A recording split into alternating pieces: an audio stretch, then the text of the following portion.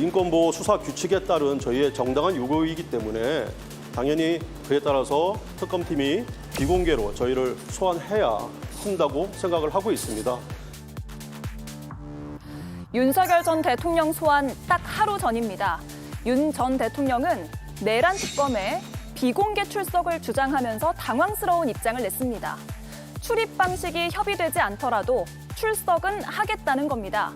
그러니까 고검 지하주차장으로 가서 기다리다가 출입구를 열어주면 조사를 받고 안 열어주면 집에 가겠다는 뜻으로 읽힙니다. 그러자 비판이 쏟아졌습니다. 너무나 뻔뻔합니다. 무슨 초대라도 받고 행사장에 가는 겁니까? 어이가 없어서 말이 안 나옵니다. 황제 조사를 요구하면서 시간만 끌고 있는 내란 수괴에게 더 이상 관용을 베풀어서는 안 됩니다. 김건희 여사도 입원 11일 만에 퇴원을 했습니다. 우울증을 호소하며 입원했던 걸로 알려졌는데 이렇게 휠체어를 타고 나타났습니다. 윤석열 전 대통령은 뒤에서 휠체어를 밀었습니다. 이 또한 특검 대비가 아닌지 의심스러운 눈초리가 이어지고 있습니다. 네, 다시 한번 현장 영상 보겠습니다. 조금 전 서울 아산병원이고요. 저희가 오늘 네 분과 이 사안 또 내일 윤석열 전 대통령의 특검 소환에 대한 또 수사에 대한 전망과 분석을 해볼 텐데 11일 만에 퇴원입니다. 지난 16일에 우울증과 공황장애 등으로 입원한 것으로 알려졌고 지금 이 장면은 오후 4시가 좀 넘은 시간입니다. 서울 아산병원 서관병동 입구의 모습이고요. 휠체어를 타고 나오는 모습인데 휠체어는 보이고 전직 대통령 부인의 모습은 자세히 잡히진 않았습니다. 그리고 윤 전 대통령 오른쪽으로 뒷좌석에 타고 차량에 출발하는 모습인데요. 어떤 병명이라든가 증세 이런 것은 개인 의료 정보니까 우리가 굳이 다룰 필요는 없을 것 같고요. 다만 내일 소환 조사에 대한 전망과 또 전직 대통령 부인에 대한 직접 수사 가능성, 일정, 전망 이런 것들을 짚어보도록 하겠습니다. 자, 윤석열 전 대통령이 지하 주차장 출입을 계속 고집하고 있습니다. 오늘 특검에서 브리핑을 했는데요. 지하 주차장 출입 의사를 밝히고 있는 상황인 것으로 보인다고 했고 지하 주차장으로 갈 경우에는 출석 불응으로 간주할 수도 있다라는 취지의 언급이 있었습니다. 소환 조사에 응하는 것은 현관 출입을 전제로 생각하겠다. 그리고 조사실은 다 만들어져 있다라고 설명을 했습니다. 지하 주차장 게이트는 지하 2층이 차단돼 있는데 지하 1층으로 들어올 수도 있기 때문에 지하 1층에 들어가는 쪽에는 별도로 차단막 같은 것을 설치할 예정이라는 점도 특검에서 설명을 했습니다. 따라서 지하로 들어가는 건 다 차단이 되는 상황이고요. 지하에서 버티는 상황은 발생하지 않을 것으로 본다라는 게 특검의 설명이었습니다. 그리고 인권보호수사 준칙에 어긋난다라는 주장을 전직 대통령 측에서 하고 있는데요. 이 범죄 혐의는 국가적 법익에 관한 죄이고 피해자가 국민이다. 따라서 피의자의 인권이 우선시 될 것이냐, 피해자인 국민의 인권이 우선시 될 것이냐는 것은 살펴보면 될 것이다. 라는 설명도 있었습니다. 자, 왜 지하 주차장을 고집하고 있을까요? 본인의 모습을 드러내고 싶지 않다라는 생각을 기본적으로 할 수도 있고요. 또 한 가지는 기본적으로 지지층들에게 자기가 이렇게 핍박을 받고 있다. 자기가 왜 이렇게 인권 모독을 당해야 되냐 이런 것을 좀 어필하기 위한 그런 것이 아닌가 싶고요. 이렇게 이 논쟁이 되는 그 과정 자체가 본인 스스로가 지지층을 좀 결집하는 그 과정이라고 저는 이해가 되고요. 이게 뭐 10시에 나가겠다. 원래 9시에 나오라고 했는데요. 이제 그런 과정 자체가 뭔가 실랑이를 계속 벌이면서 국민들로 하여금 뭔가 특검에서도 결국 문제가 있는 거다라고 하는 어떤 프레임을 좀 뒤집어 씌우려고 하는 그런 의도도 좀 전 보이고요. 이 과정에서 결국 극우 유튜버들이 이러한 문제를 윤석열 전 대통령의 입장에서 다루게 될 겁니다. 그렇게 되면 결국에는 이것이 마치 5대5의 공방처럼 느껴지게 지지층에게는 느껴지게 할 수 있기 때문에 그러한 전략을 좀 구성하는 것으로 보이고요. 다만 저는 그 전략 자체가 온 국민이 지켜보고 있는 가운데 지금 펼쳐지고 있으므로 이 부분은 통하지 않을 것이다라고 생각이 들고 오히려 국민 괘씸죄가 훨씬 더 얹혀지게 될 것이다 이렇게 예측을 해봅니다. 법원에 출석할 때는 다 공개가 되는데 굳이 특검 출석만 비공개로 하자라는 것은 어떤 특별한 의미가 있을까요? 글쎄요. 그 의미나 이유를 짚어보기 이전에 저는 이 부분은 전직 대통령의 책무 그리고 나아가서 염치의 문제라고 생각합니다.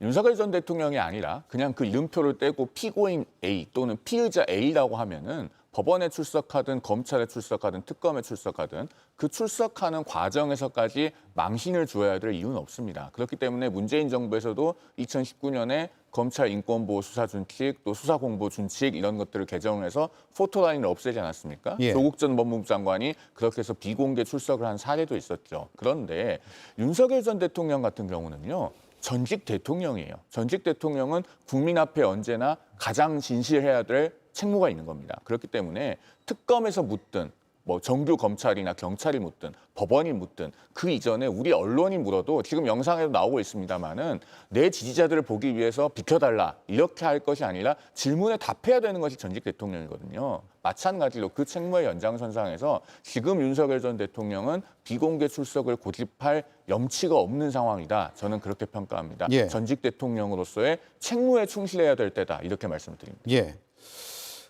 이 현관 출입 문제로 특검과 실랑이야 하는 듯한 이런 상황을 시청자들이 어떻게 보실까요?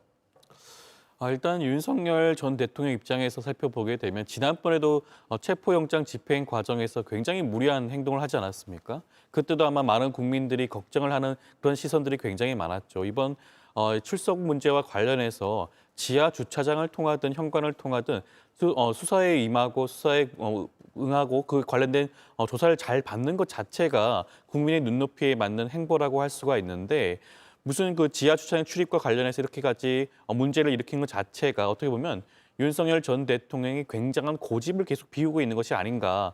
본인이 지금 특검의 수사에 대해서 그런 적극적으로 응하지 않고 있음에도 불구하고 본인이 피해자인 것 마냥 그러한 모습을 보여주기 위해서 그러한 모습을 연출하기 위해서 그런 게 아닌가 생각이 드는데요. 저는 국민의 눈높이에 전혀 맞지 않는 모습이라고 보여지고 그리고 지하 주차장을 출입을 할 그런 이유와 가능성조차도 사실은 없는 겁니다.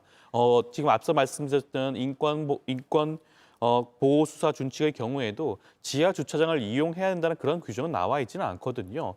피의자의 그런 사생활을 보호해야 한다는 그런 규정이 있을 뿐입니다. 그렇다고 한다면 그것조차도 충분히 이번 사건에는 영향을 미칠 가능성이 저는 없지 않나 싶습니다. 예. 자, 그 출입을 지하 주차장으로만 하겠다. 그렇지 않으면 조사를 안 받겠다라고 고집하면 어떻게 되는 건가요? 글쎄요. 이 문제는 실제로 어떻게 펼쳐질지는 이제 내일 아침에 상황을 좀 봐야겠습니다만은 윤 전 대통령이 그렇다고 조사를 받지 않고 정말로 돌아갈 수 있을까? 저는 거기에 대해서도 좀 회의적이긴 합니다.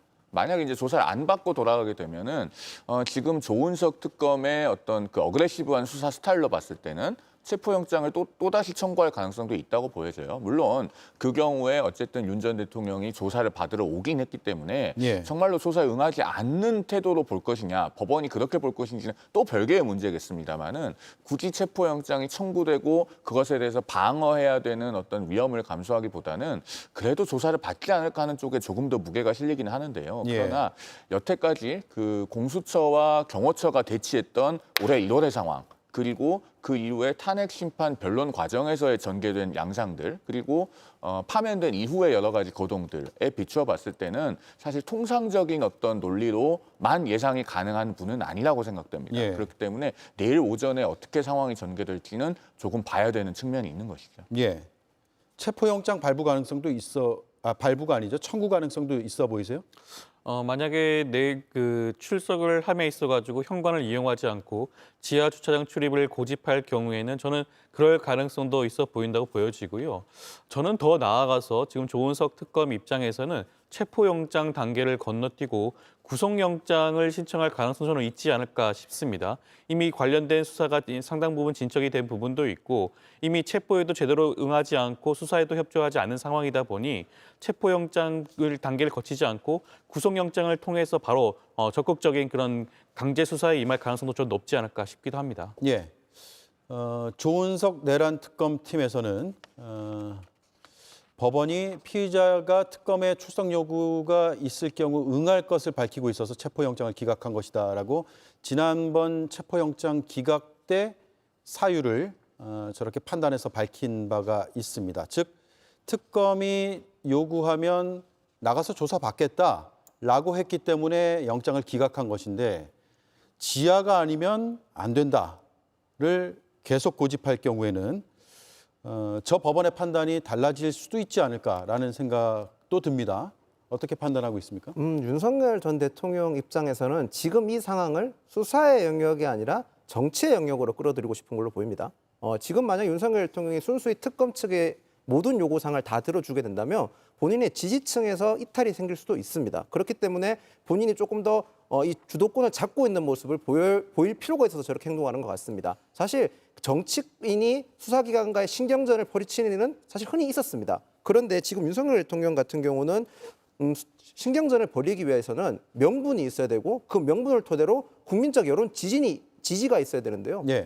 명분이야 사실 뭐 얼마든지 만들어낼 수는 있을 것 같습니다. 그런데 그 명분이 만들어진 명분이 국민적 지지를 받을 수 있는 상황인가라는 질문에 대해서는 저 역시 동의하지 못하는 사항인 것 같습니다. 윤석열 대통령 측에서는 계속 그렇게 주장하고 있지 않습니까? 본인이 당당하게 자신의 잘못이 없기 때문에 당당히 수사에 응해야만 자신의 잘못이 없다는 걸 입증할 수 있는 상황인 겁니다. 저는 그렇기 때문에 윤석열 대통령 측에서는 지금 특검법의 위헌성에 대해서 계속 주장하는데 그 위헌성은 헌법재판소에서 다투시고 특검의 수사는 수사대로 정당하게 응하시는 게 맞는 처신이라고 생각을 합니다. 예. 자, 정치권 특히 여당에서는 민주주의를 유린한 자가 법의 보호를 받으려고 생떼를 쓰고 있다. 이렇게 비판을 했는데요. 들어보겠습니다. 불과 이틀 전 특검 소환에 응하겠다더니 조건을 내걸며 말을 계속 바꾸고 있습니다.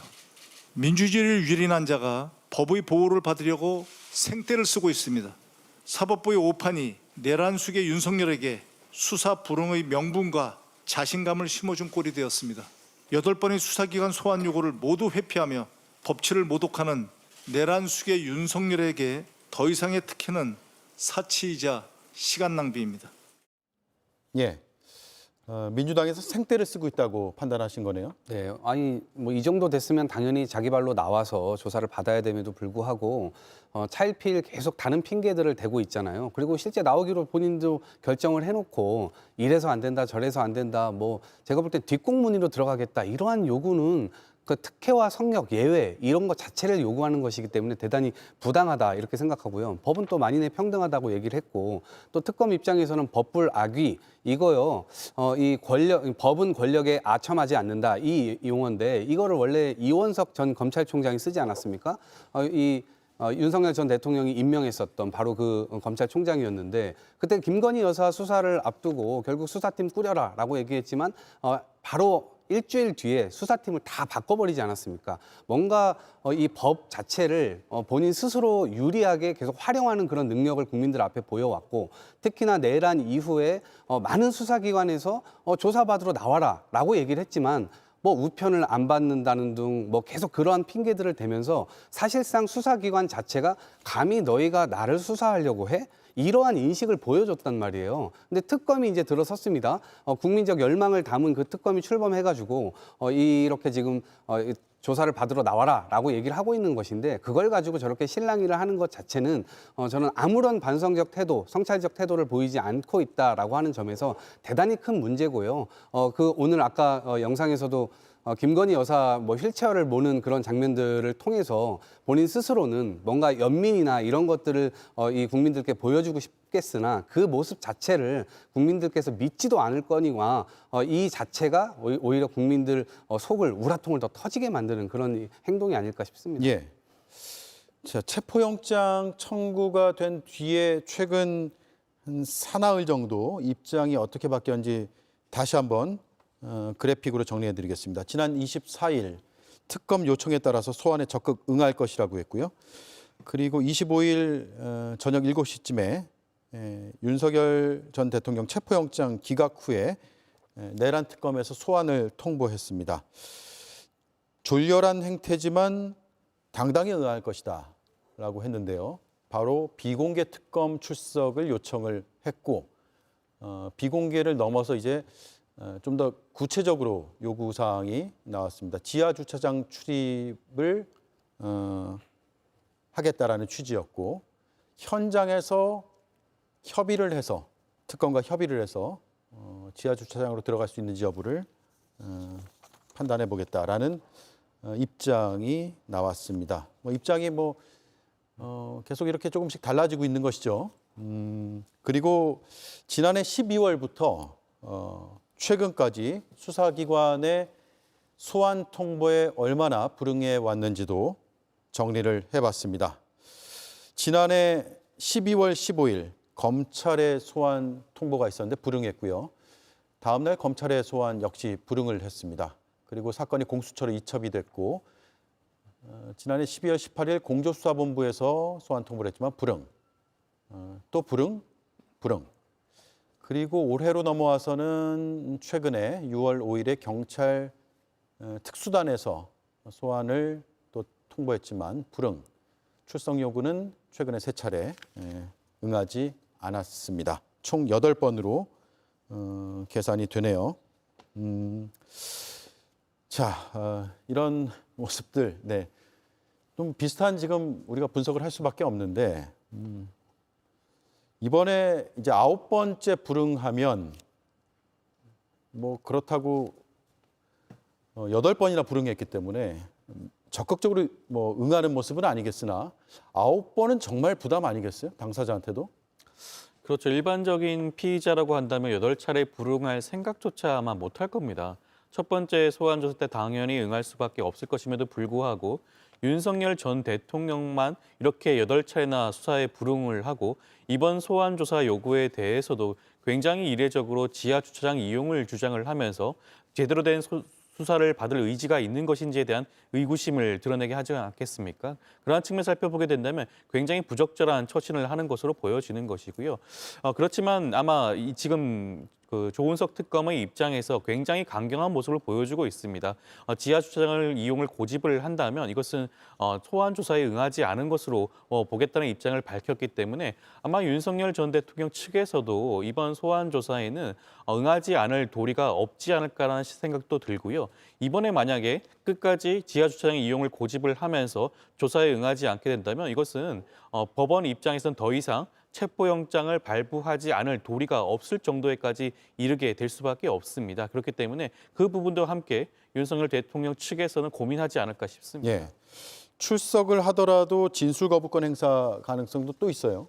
진술 거부권 행사 가능성은 객관적으로 상당히 있어 보이죠. 왜냐하면 윤 전 대통령이 지난 1월 15일에 공수처의 체포영장 집행으로 체포가 됐을 때 처음에는 좀 조사를 받다가 그 뒤로 줄곧 진술 거부권 행사하지 않았습니까? 그래서 구속이 된 뒤에도 실질적인 조사는 이루어지지 못했어요. 그런 앞선 과정들이 있기 때문에 이번에 출석해서 조사에 응한다고 하더라도 결국에는 출석을 했다라고 하는 그 요건을 채울 뿐 실질적인 조사는 어렵지 않겠나라고 하는 관측이 제기되고 있는 것이 현실이고 그런 부분에 대해서 아주 근거가 없다고 말하기도 어려울 것 같습니다. 예. 자, 조사실은 2평 남짓한 일반 조사실을 활용할 것이라는 설명이고요. 또 야간 조사 여부도 주목될 것 같아요. 왜냐하면 출석을 하더라도 다음번에 또 불응할 가능성이 있기 때문에 일단 출석을 했으면 물어볼 건 다 물어봐야 되잖아요.